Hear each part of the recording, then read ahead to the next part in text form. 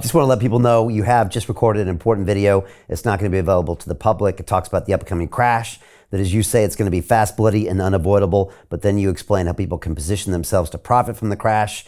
Our viewers can watch it at londonreal.tv/Jim. I highly recommend people watch that video.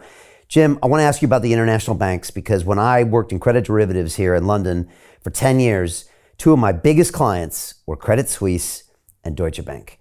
And it was very hard for me to watch a massive institution like Credit Suisse literally just go bankrupt in front of my eyes. And Deutsche Bank, again, one of the biggest European banks, one of the biggest derivative traders in Europe, again, at one point was faltering and looked like it might be going that way. What do you make of this international crisis as well? And again, how does this play out? Well, that's a great question. I do think that's the next battle space, as we put it, in European banks in particular, but internationally. But there's a thread that runs from Bitcoin in November 2021 through Silicon Valley Bank to Credit Suisse. Let me explain what that is. What's going on is contagion. It's financial contagion. And the word contagion is not just a kind of cute metaphor. It's the mathematics of a viral contagion, which we've all just lived through with COVID, and we don't need to rehash that, and a financial contagion are the same. Robert Schiller pointed this out in the book, but I had identified it years ago, and I use it in my own analysis. It's called the SEIR model.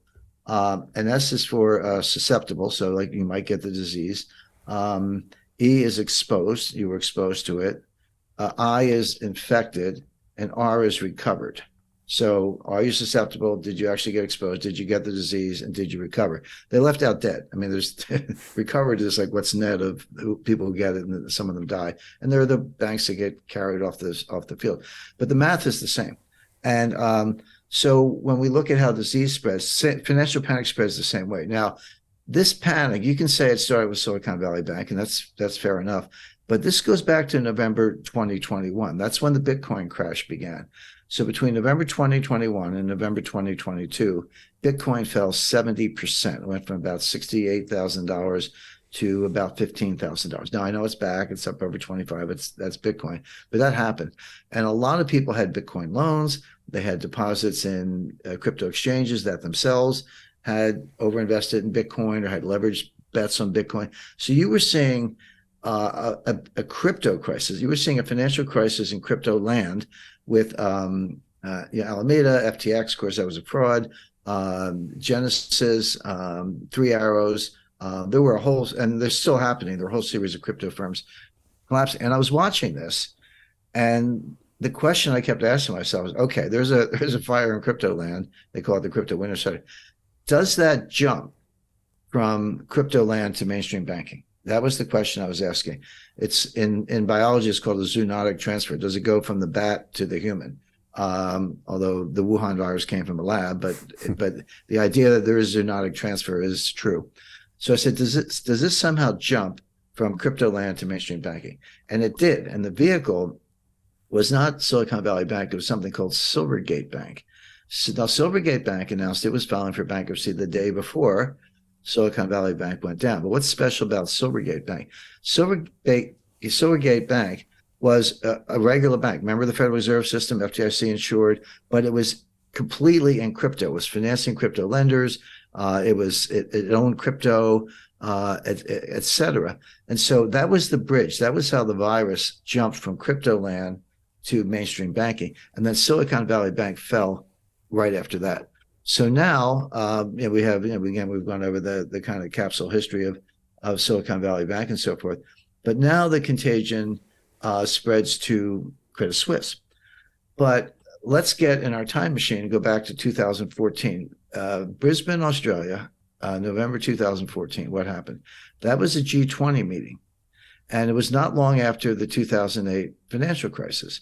And the biggest blowback out of 2008 is, hey, the taxpayers bailed out everything, which they did. They didn't get any reward, and all the big shots kept their jobs. Jamie Dimon's bonus didn't get whacked. I mean, they all kept their jobs. John Mack and Jamie Dimon, and you go down the list of names.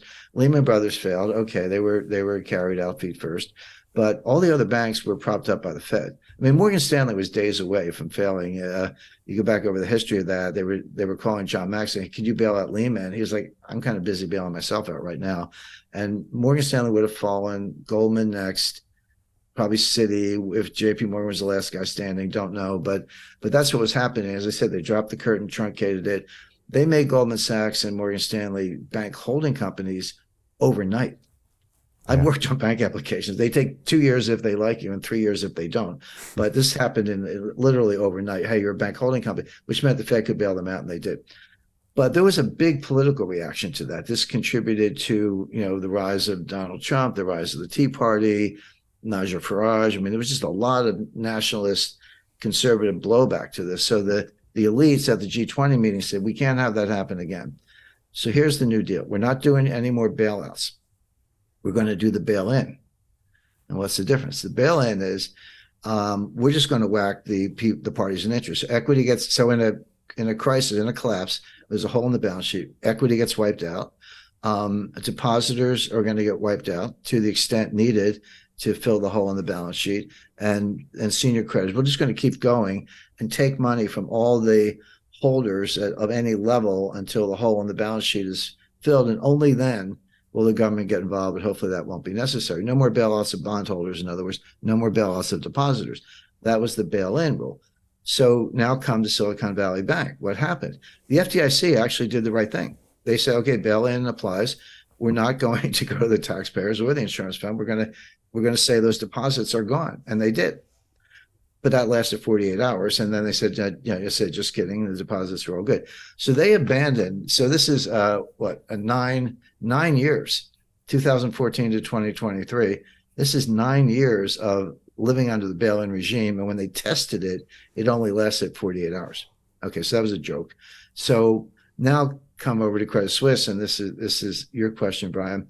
What did they do? Well, if you were applying the Brisbane bail-in rules, you would have said equity zero, bondholders, okay, you're going to take a loss, et cetera. It's not what they did. When the Swiss National Bank did the shotgun merger, UBS gave $3 billion to equity. Now, that was down 97%. It was $100 billion that market not that long ago, and they got $3 billion, but they got something. But then there were these other bonds called COCOs, which are contingent convertible. What the heck is that? Well, it's called AT1. That's the category on the capital table, and it counts as equity, even though it's a bond, and for regulatory capital purposes. And so the way a contingent convertible works, it's a bond, pays interest, all that good stuff. But if the bank gets into distress, it can flip to equity. So it builds up the equity cushion and saves the bank. That was the idea. And the bondholders were willing to take that risk because they got a higher yield. And they said, hey, if I end up as equity, that's not all bad either. Maybe the bank's worth something. But what happened was they waited until the bank was dead. Then they flipped the COCOs from bonds to equity and then wiped out the equity. So the idea that this was your life preserver, it was a pretty soggy life preserver. They got wiped out. But they still gave $3 billion to the old equity, even though they wiped out the newly converted equity in the COCOs. And by the way, this destroyed the COCO market. It's $275 billion. That market's dead. If you own them, enjoy, as we say in New Jersey. But why? So why did they give $3 billion to equity? Because equity was owned by the Saudis, because they had bailed out Credit Suisse not that long ago. And the kingdom said, hey, if you wipe us out, we're taking all our money out of Switzerland. So they had to throw them a bone, $3 billion worth, just to kind of a loss of face with the Saudis. So man, you got layers behind this, Brian. That's crazy. The kingdom calling the Swiss National Bank saying, "Don't mess with us." All right, here's $3 billion. What about the COCOs? Too bad for them. They're not the kingdom. And it was a shotgun wedding, and they patched it together. And hopefully UBS will survive. So Jim Rickards has just recorded a video that's not available to anyone in the public, and he's going to be talking about how this upcoming recession is going to be fast, it's going to be bloody, it's going to be nasty. But at the same time, he's going to show you how you can position yourself to profit from all of this chaos. Now, we've made this video only available to our viewers. Go to londonreal.tv/Jim. Watch that immediately. I can't say enough good things about Jim Rickards. He understands the global economic system better than any guest I've ever had on London Real. His predictions are almost uncannily true, and you can learn how to profit from his vision, from his expertise, and his understanding of economics. So go to londonreal.tv/Jim or click the link below. It's an excellent, excellent look on what's going to happen in the future and how you can position yourself to profit from that. Jim is one of the best in the business, one of my favorite guests on London Real, and he's very, very good at predicting the future and showing us all to profit from it. So click the link, and I hope you enjoy. Hey, do you want to profit from crypto? Then join my DeFi Academy. The Crypto DeFi Academy will help you create generational wealth. But don't take my word for it. Listen to my students. When I first got into crypto, I remember thinking to myself, I need to learn more. Brian Rose, learning crypto, learning DeFi, gotta do it.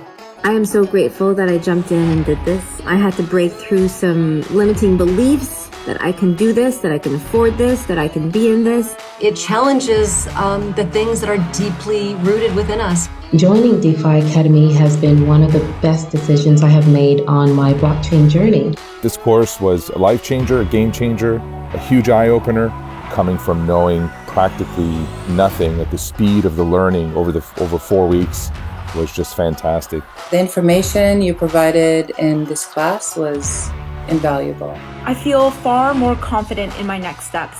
You took complex concepts and made them easier to understand. What's different than so many other ones is it just doesn't tell you what to do. It actually makes you do it. This is for people who are serious about becoming traders. This is the way it should be done. I realized from this learning experience again that it is not about what you learn, but about who you learn it from. The energy was insane. I've never experienced such incredible energy on a live call. Brian Rose, you are a legend, my friend. It's the only thing in the market where you can get all information and learn everything what you need to know. Everything is so clear and so well done, and I'm just forever grateful for this program. It made me feel so much more confident about crypto than I did before. I did not anticipate how passionate I was going to become about it. It's of course been like a big learning experience for me, not just in the crypto space, but just in overall balance of life. What I've learned is, how to take ownership, of my life in a way that I really hadn't before. Yeah, you can't put a price on that, really. I would recommend it to anybody, top notch. Excellence does not come cheap. So if you want excellence, you gotta pay for it, but it's so worth it. Pull the trigger. That's what this course is about. You're not going to regret it, really. It's amazing. Thank you, Brian and team. So what are you waiting for? Crypto is happening now. Click the link below, submit your application, and let me mentor you on how to create generational wealth and build the decentralized financial infrastructure of the future.